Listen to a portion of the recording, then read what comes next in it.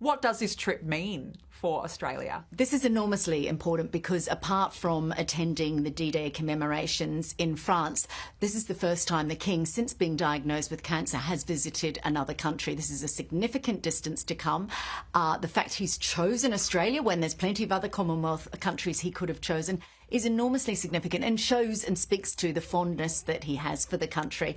The fact that they're prepared to make that long visit for what is effectively only a 5 to 6 day trip to Australia. They've had to cut out New Zealand, of course. They're timing it with the Chogam visit in Samoa. But nevertheless, it's a huge honour, I think, to Australia. And how special is it that despite the fact he's had cancer, he's gone through treatment, he's still making Australia his priority? Absolutely, and we don't really know where his cancer is at. We've obviously had the updates with the Princess of Wales, but the King hasn't given us an update as to where his cancer is at, apart from to say that he has been going through treatment. So very significant that at a time when he's, anyone who's gone through cancer feels beleaguered, can feel tired. The fact that he's prepared to make that long journey speaks volumes about not only what he feels about Australia, but what he feels about his position and the monarchy and how important it is as a man in his mid-70s to continue to do the work that his mother set out to do. How much will this starve off the Republican movement in Australia? Because there's been rumbles under the surface, particularly since the Queen passed.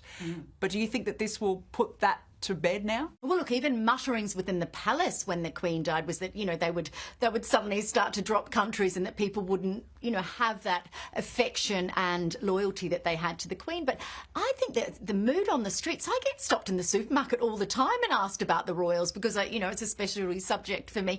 I think there's a real passion and interest in them. Now, whether it's an interest that is reflective of the honour of the monarchy and what it stands for, or whether there's a more kind of prurient, interest in them, more like a Kardashian celebrity type thing. It's interesting to see. But there's a lot of conflict, a lot of drama in the royal family at the moment. So I think that interest is still high. And there's obviously the referendum back in 99 didn't get across the line. There's no push for it at the moment that you're hearing about with any kind of commitment. Let's go back in history a little bit. Tell us about the King's time at Timbertop. So he went there as a 17-year-old. He went there sort of to get the posh bits knocked off him. He's talked about that. He said it was a very happy time of his life. In fact, he ended up spending 2 terms rather than 1 term there. He was referred to as a pommy bastard by some of his fellow classmates, but he always speaks of that time in his life fondly. He's been back to Timbertops for celebrations and anniversaries. And it was a time in his life, he was at Gordonston in Scotland, which was a very unhappy schooling period for him.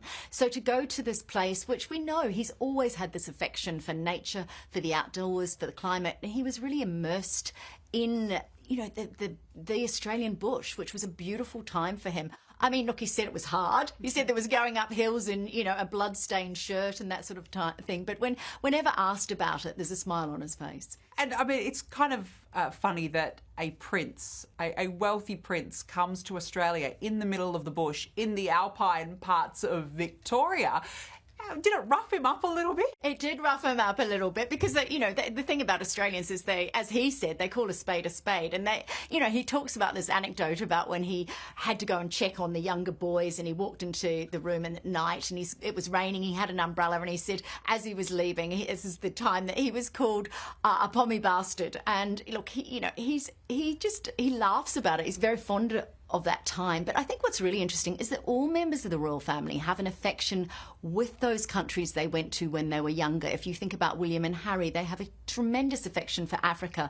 Harry, Lesotho, William, Kenya. The Queen Mother had enormous affection for Canada. She always wanted to go back there. The Queen Elizabeth wanted to go to Malta because she'd had some very happy before her reign. She spent a lot of time there with Prince Philip. So I think having these connections that are away from the country that they grew up in, it's almost like a gap year for them. These experiences that they wouldn't ordinarily have.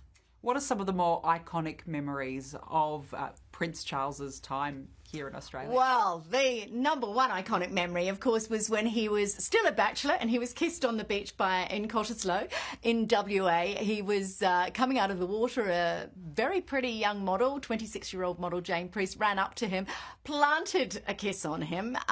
She was kind of set up to do it by a photographer, and I've worked a lot with British photographers and I know they always want the picture, but at the time there was this sort of thought that it made him look more dateable. And of course, not long after that, he met his wife, Princess Diana. So maybe it worked. What about that interview on Countdown, Molly Meldrum with a young Prince Charles? What a disaster. That interview with Molly Meldrum, when the then Prince Charles sat down, and look, Charles trying not to laugh, but Molly just totally losing it, sweating, swearing, can't get his words right. I mean, it's one of the funniest things. And then, of course, the king, well, then he was the prince, his then takedown of that when it was a Countdown anniversary, and the way that he just took the mickey out of Molly Meldrum, I thought was hilarious. And it shows the royals, you know, the Queen has a sense of humour. The Paddington Bear video, all sorts of, I think they really like to engage with ordinary people and ordinary life, and sometimes when things go wrong, it creates memories for them. We just don't need it to be picture perfect all the time. That's the things that make their working lives memorable, I think. There was also an attempt on his life. It was back in 1994. What happened? He was down at Tumbalong Park in Darling Harbour. He was about to give awards to two young people who were coming up. He actually, he's standing on the stage and there's the sound of two shots. And if you look at the video of it, you hear these shots and he's sort of fiddling with his cufflinks and he doesn't quite know what's happened straight away. And then what happens is he's pushed out of the way by a security guard. In fact, the then Premier got involved and tried to tussle this man. It was something called a starter gun. He wasn't hit, or shot. The shots didn't hit him, but a little bit unnerving, of course. He later said, you know, in an interview that, you know, you think that you're going to react like James Bond or Indiana Jones, but you don't. That's not how you respond. You sort of freeze. But it gave him some... you know, you contemplate what the role means. And of course, he then, when the recent Trump attempted assassination, he sent a letter to Donald Trump to, you know, mark the fact that it must have been scary for him and to give his condolences to the person that died in that shooting. So it obviously, there's a connection there still with him after all these years. Yeah, absolutely. Let's talk about Charles and Diana's visit back in 1983. This was their first overseas tour together. How did it go? How would you describe it? That trip went very well for Diana, of course, because she's a 22-year-old. She brings her 10-month-old beautiful baby, and she is just a superstar. She stands out there in her dresses. She's dancing. She's meeting people. She's on the, on the radio. She is gorgeous, and her voice. We wanted to hear her voice because we'd seen pictures of her, but for the first time in Australia, we actually got to hear her to see what she sounded like. Not so good for Charles, unfortunately, because not long before in Wales, he'd made a comment to one of the Queen's friends, Queen's cousins, saying that, she now gets all the attention, or words to that effect. And that was crystallised in the trip to Australia, that there was this young, beautiful, dynamic woman who suddenly everybody wanted to shake hands with or wanted to smile at or have a chat to. And so when the moment that they'd go one direction, she'd go one, he'd go the other, he'd almost hear a sigh when the people on his side that they weren't going to get Diana. So a tricky trip, but kudos to that couple because, of course, it was the first time that a baby had been brought on a royal tour. So, you know, it paved the way for Meghan and Harry and, of course, Kate and William to bring their children on trips in the future. So she was a groundbreaker. Was this the first chink in their marriage? Did the Australia trip tip that marriage over the edge? Look, they'd only been married a couple of years. They hadn't had Prince Harry at that stage. Look, very early on, even from their honeymoon, we know from Diana, her true story, the book where she spoke to Andrew Morton about her experiences, that even from the honeymoon, she realised that there were areas of incompatibility, of course. I think this highlighted that when they were working together, there were going to be some issues. But she was still very much in love with him at that stage, and he her, but in the whatever love means kind of landscape. I mean, clearly his feelings for Camilla are evident. You can see his happiness. In fact, I was listening to old interviews and I really realised how much happier he is now, and how, you know, it was obviously a failed marriage. They weren't compatible. There was a huge age difference. They had hugely different interests, and that became apparent on the Australian trip. There were some beautiful moments together on the Australian trip. Her in her beautiful blue ball gown and them dancing. How, I guess, to the public? How much did they want to see that love? We love a fairy tale, and we wanted to believe in that fairy tale. And at that stage, there was no indication that it wasn't anything other than a fairy tale, even if there were difficulties behind the scene. I think that's what we hope for people. We believe that royalty, I mean, obviously the template set by the Queen and Prince Philip, the most solid marriage. And while, the three of the Queen's children would go on to separate and divorce, we wanted to believe in it at that stage. And why not? He is the heir to the throne. She's this very glamorous kindergarten teacher who loves children. You could obviously see her natural mothering instincts. So there were lots of elements in the fairy tale that just resonated with the public. We want to believe. We still want to believe. We want to believe Kate and William. We want to believe William and Meghan. But do we really know what goes on behind the scenes? And how glamorous was Princess Diana? When she came to Australia, some beautiful outfits. Describe to us how she looked. Oh, well, the great thing about Diana's style was that it was essentially hers. Those beautiful big white collars on the grass on the lawn when she sat down and William played with the toy. The blue dress where they were dancing together. There's so many of those outfits which in the years since have been referenced by other women in the royal family, just particularly Kate and Meghan. And I think, she showed us for the first time. We'd had the Queen, and the Queen, of course, was a different figure and a shorter woman. But Diana really stepped into her role as a glamazon, as on the world stage. She understood colour. I mean, having met her, she was so tall, so elegant. Those legs went on for days. And so she looked amazing in clothes. And of course, with the jewellery, it was, we were seeing this beautiful young woman.